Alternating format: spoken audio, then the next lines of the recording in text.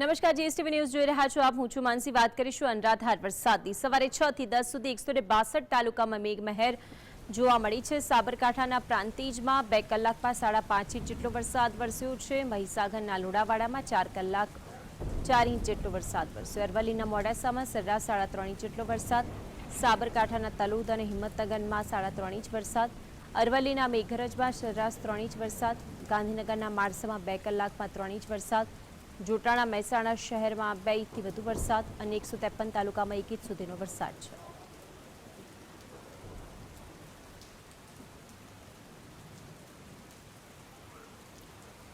તો આજે અંગે વધુ માહિતી માટે સહયોગી કામેશ આપણી સાથે જોડાઈ ગયા છે. કામેશ, જે રીતે અવિરત વરસાદ વરસી રહ્યું છે રાજ્યમાં, હવામાન વિભાગની આગાહી પ્રમાણે વિગતો શું?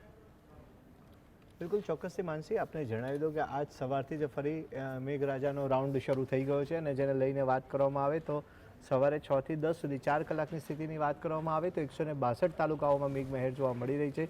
સૌથી મહત્વની બાબત એ સામે આવી રહી છે કે આજે મેઘરાજાના નિશાને સાબરકાંઠા હોય તેવો અહેવાલ મળી રહ્યો છે, કારણ કે સાબરકાંઠાના પ્રાંતિજની વાત કરવામાં આવે તો માત્ર 2 કલાકમાં 5.5 ઇંચ જેટલો વરસાદ પડી ગયો છે. નીચાણવાળા તમામ વિસ્તારોમાં પાણી ભરાયા હોવાની તાવ સામે આવી રહી છે. આ સાથે જ વાત કરવામાં આવે મહીસાગરની તો મહીસાગરના લુણાવાડામાં 4 કલાકમાં 4 ઇંચ જેટલો વરસાદ પડી ગયો છે.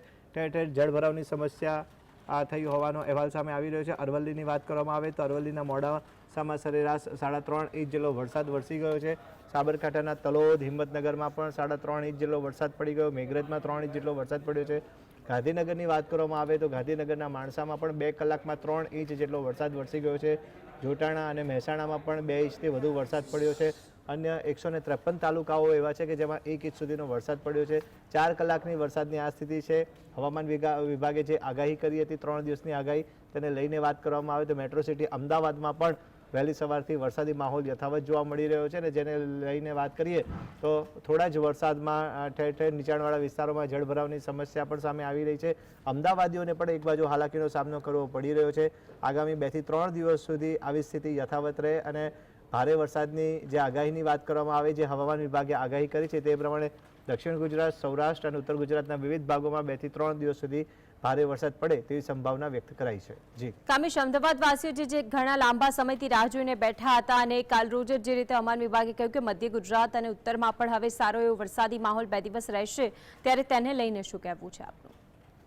બિલકુલ, આપને જણાવી દઉં માનસી કે અમદાવાદીઓ સારા વરસાદની રાહ જોઈ રહ્યા હતા, પરંતુ આજે વહેલી સવારથી ગઈકાલે મધરાતની જો વાત કરવામાં આવે તો અમદાવાદમાં પૂર્વના કેટલાક વિસ્તારોથી માંડીને પશ્ચિમના કેટલાક વિસ્તારોમાં વરસાદી ઝાપટા પડ્યા હતા. વહેલી સવારે પણ હળવો વરસાદ પડ્યો કે સામાન્ય વરસાદ પડ્યો, પરંતુ નીચાણવાળા જે વિસ્તારો જે છે, નીચાણવાળા વિસ્તારોની વાત કરવામાં આવે વેજલપુર, નારોલ, વટવા સહિતના જે પણ ભાગો છે, લાભા સહિતના જે ભાગો છે, ત્યાં આગળ થોડા જ વરસાદમાં ઘૂંટણસમાં પાણી ભરાઈ ગયા હોવાની વાત સામે આવી રહી છે.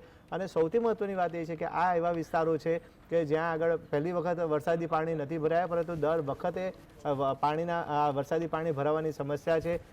જે નાગરિકોની વાત કરવામાં આવે, અમદાવાદીઓની વાત કરવામાં આવે તો દર વર્ષે તેઓ સરકારને જે પણ ટેક્સ હોય છે તે ચૂકવે છે, પરંતુ આજે નાગરિકોની જો વાત કરવામાં આવે તો તે લોકોની પણ એક સીધી રિક્વાયરમેન્ટ છે કે જે લોકો ટેક્સ ચૂકવે છે તો સામે અમદાવાદ મ્યુનિસિપલ કોર્પોરેશન પણ તેમને માળખાકીય પાયાની વ્યવસ્થા પૂરી પાડે. પાણી ભરવાની સમસ્યા એ દર વખતની સમસ્યા છે. પશ્ચિમના વિસ્તારની વાત કરવામાં આવે તો કહી શકાય કે લગભગ પશ્ચિમના મોટાભાગના બધા જ વિસ્તારોમાં જળભરાવની સમસ્યા છે. શિવરંજનીની વાત કરવામાં આવે કે જે અમદાવાદનો હાઈટેક એરિયા ગણાય છે, ત્યાં આગળ પણ સામાન્ય વરસાદમાં પણ ઘોટણસામાં પાણી ભરાઈ જાય છે અને જેને લઈને ટ્રાફિક જામની સમસ્યા સર્જાય. દર વખતની આ સમસ્યા જોવા મળી રહી છે. વેજલપુર તો જાણે કહી શકાય કે રકાબીમાં ફેરવાઈ ગયો એવો હાલત અત્યારે જોવા મળી રહી છે, કારણ કે થોડા વરસાદમાં ઘૂંટણસામાં પાણી ભરી જાય ને પાણી તો ભરાય, પરંતુ એ ઓસરતા જ નથી.